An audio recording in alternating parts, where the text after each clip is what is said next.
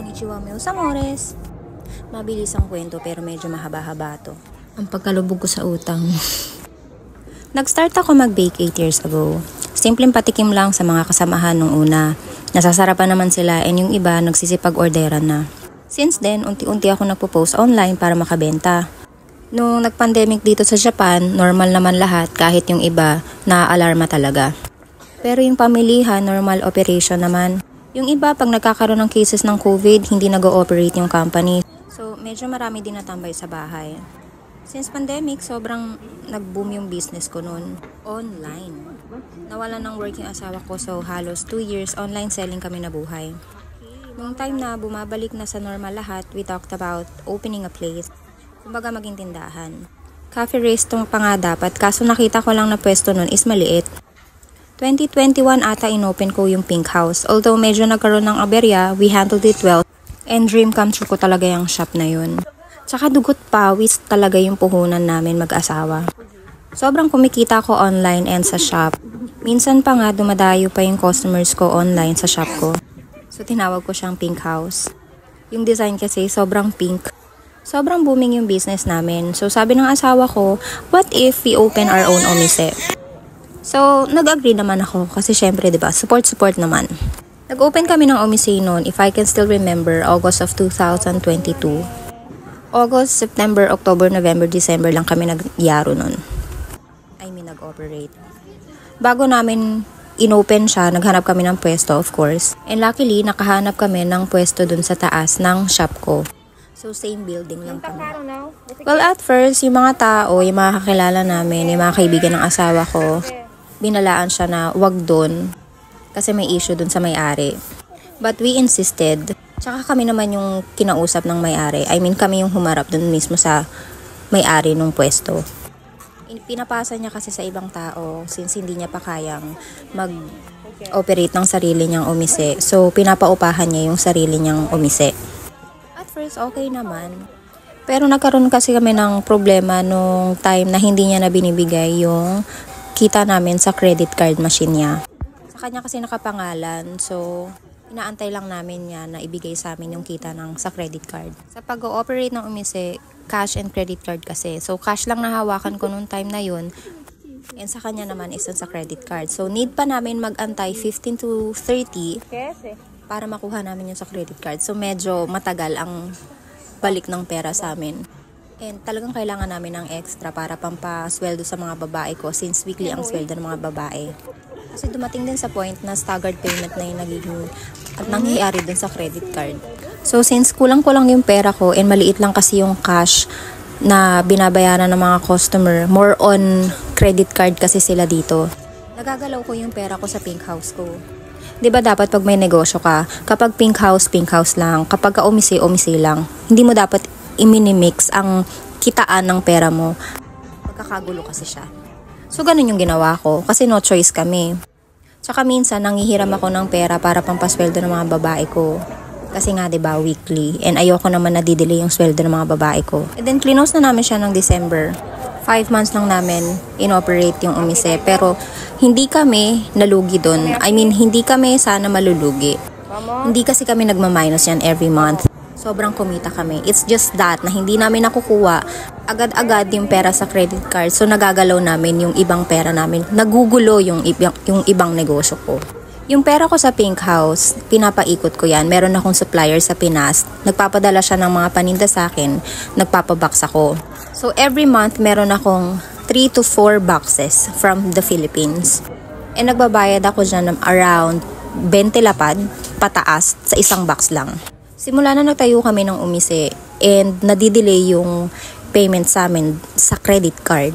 So, nagagalaw ko yung pera dun sa budget ko sa Pink House. Aminin natin dyan sa mga nag-online selling na mga products from the Philippines, hindi naman sobrang laki ng kita, 'di ba? Ang mga paninda galing sa Pinas. Pero sa Pink House ko kasi, paninda galing Pinas, nag-bake ako. And plus, nag-a-add din ako ng iba-ibang food. So in a way, talagang kumikita yung Pink House ko. It's just that, malaki ang pasweldo ko sa mga babae ko sa mga umise. Kasi malaki siyang kumita. So for example, 400 lapad sa isang buwan ang kinikita ng umise ko. Pero ang credit card ko doon is nasa 300. Kasi nga, more on credit card ang mga Hapon dito kung magbayad. So isipin nyo yan, nakatenga yung 300 lapad ko. Kailangan ko magpasweldo sa isang buwan, kailangan ko magpasweldo ng staff, kailangan ko pumili ng mga alak and all. So talagang kailangan mo ng puhunan. Na-mismanage ko yung pera nun kasi nagagalaw ko yun sa Pink House. So from then, ayun, nag-start na akong manghiram, mangutang. Then yung sa Pink House, nagkaroon din ako ng problema kasi nga, ilan yung staff ko doon. Overstaff na ako kasi hindi ko na siya nakaasikaso since napupuyat na ako masyado sa umise. Kasi yan lahat kilos ko. Yung asawa ko naghahanap ng mga customers while ako yung nasa loob, ako yung may hawak ng pera, ako yung may hawak ng sales, ako namamahala. And then, ako pa yung nag-handle dun sa Pink House ko. Mind you guys, mahirap maghanap ng customer. So ayoko stressin din yung asawa ko. Give and take lang din kasi kami niyan. Tsaka wala din siyang alam kung paano mag-handle ng business. So, ako talaga lahat. Nung time na yan, ang dami namin pera, pero lagi kami nag-aaway, lagi kaming stress dalawa. Dahil sa mga babae ko, sa business namin, and maybe wala na kaming time para sa isa't isa maglabing-labing. So anyway, nung una nagkaroon ako ng problema dyan sa omisina yan, nagagalaw ko na rin yung pera sa Pink House ko. Kinausap ko yung supplier ka na medyo mag-stop muna ako ng pagkuha ng boxes sa kanya. Although meron pa akong mga ibang bayarin na boxes. So since wala akong bagong bagahe or bagong paninda from the Philippines, medyo bumaba ang sales ko niyan. Although kumikita pa rin ako sa cakes ko, sa tinapay ko, and sa mga food. Pero unlike kasi before, kaya kong kumita 10 lapad pataas sa Pink House ko niyan. Pero nung wala na akong mga bagahe from the Philippines, I totally stop. Bumaba ang sales ko.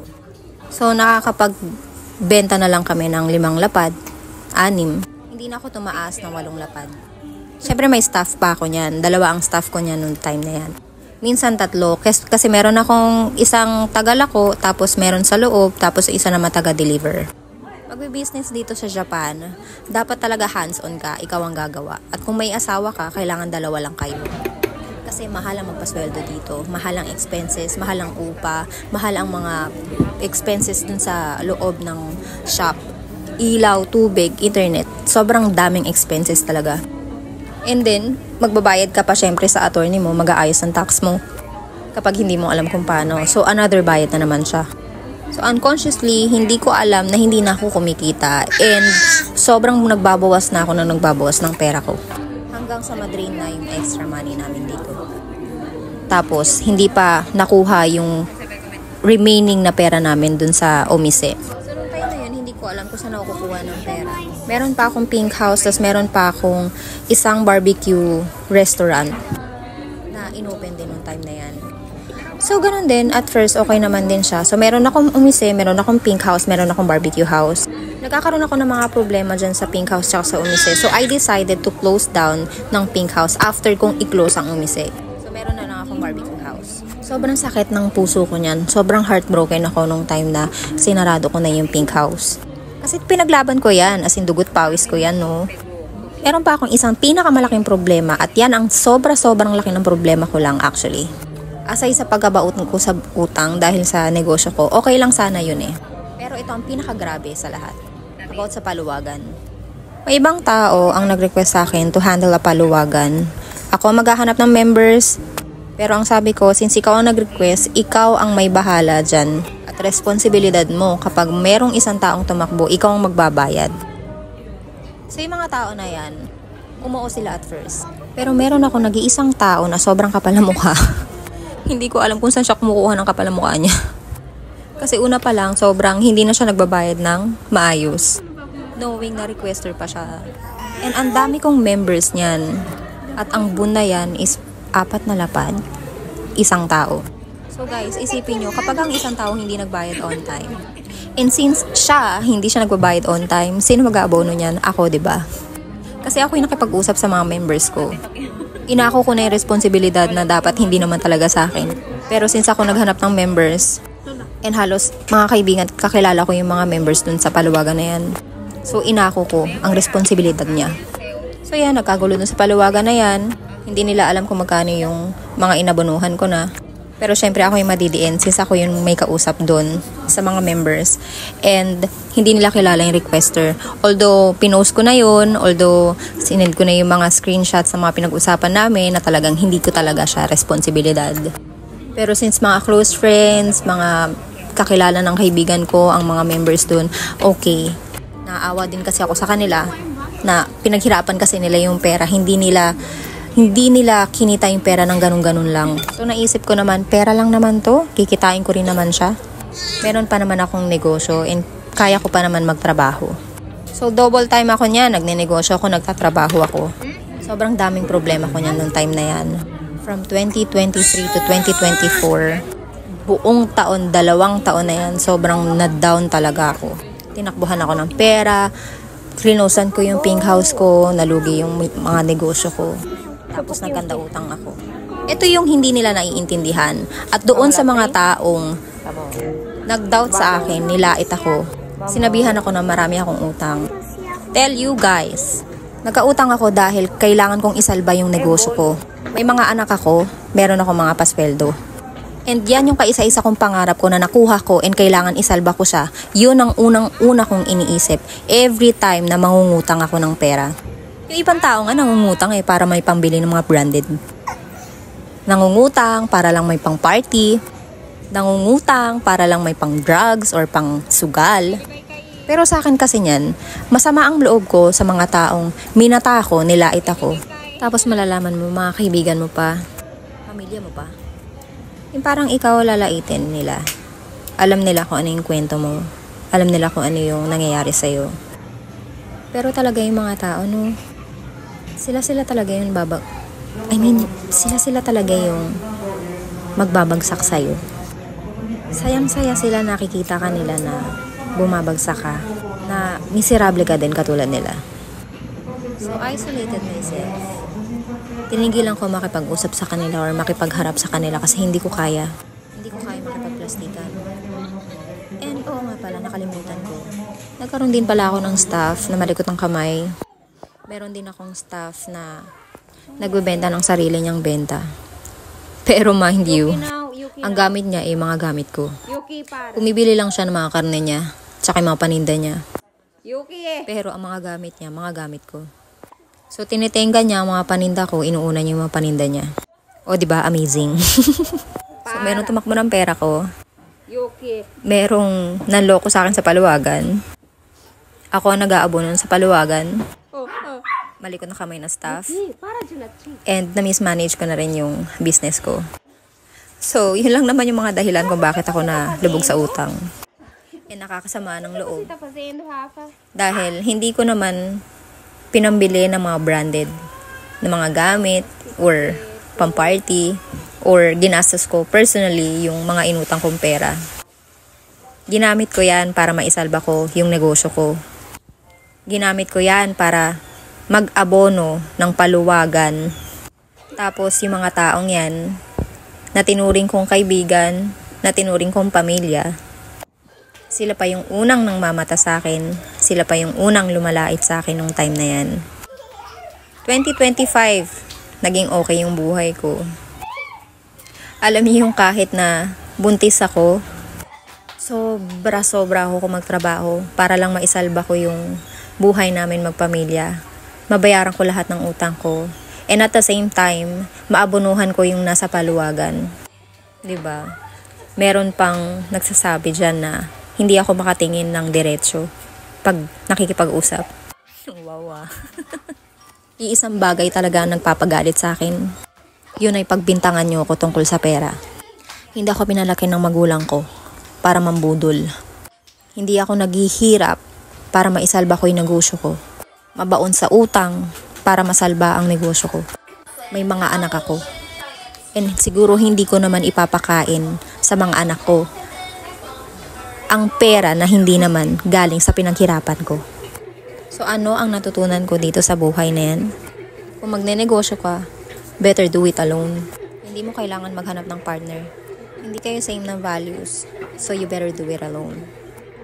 Kapag ang mga tao, isa ng sinasabi, better listen to them. Diba? Pinagbawalan kami na mag-open ng umise doon. Pero dahil sa kagustuhan namin, katigasan din ng ulo. Totoo pala yung sinasabi ng mga tao. Never trust a person, lalong-lalo na pagdating sa pera. Lalo na kung hindi mo kilala personally. Family and friends mo nga tinatraidor at chinichismis ka, diba?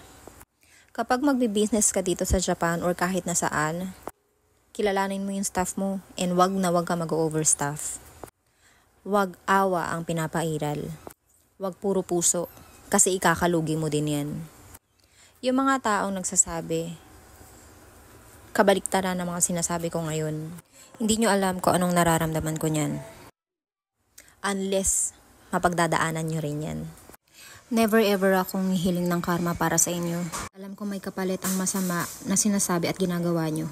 And as for me, alam ko na at naiintindihan ko na yung aral na binigay sa akin ni Lord. Everything happens for a reason talaga. Kulang pa tong kwento ko. Marami pa siya.